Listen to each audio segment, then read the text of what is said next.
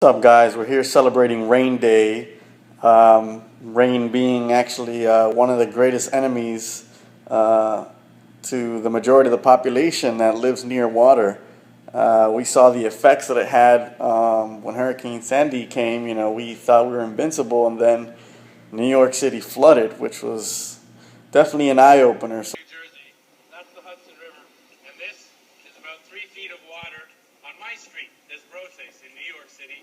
It goes all the way down, all the way into Tribeca, and all the way to West Broadway. Lower Manhattan is completely underwater. Hurricane Sandy hit New York with a 13-foot surge that flooded large parts of the city, causing loss of life and over $50 billion worth of damage. And they talk a lot about this in a recent episode of Vice on HBO. If you haven't seen Vice, it's a great show. It really opens your eyes to what's going on in the world.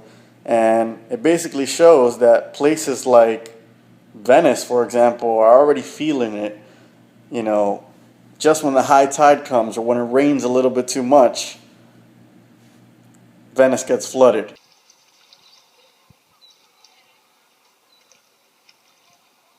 We're here in Piazza San Marco in Venice, and it's obviously flooded. There are seagulls swimming by. Why? Because the world is sinking. According to the National Oceanic and Atmospheric Administration, the global sea level has risen 22 centimeters in the last 100 years and is expected to rise anywhere from 1 to 2 meters in the next 100. This means that cities like Venice are in real trouble.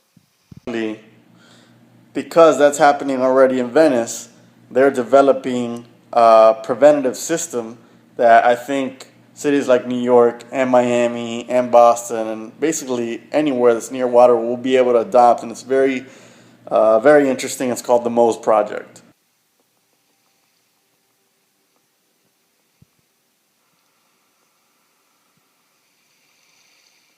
We are in Venice. We are in one of the most important inlets that connect the lagoon and the sea. We are now at the Lido Inlet, the nearest to the city of Venice. There's a lot of construction going on. There's an island being built over there. What's happening? The MOSE system Right. that will protect Venice and its lagoon from high tides. Right.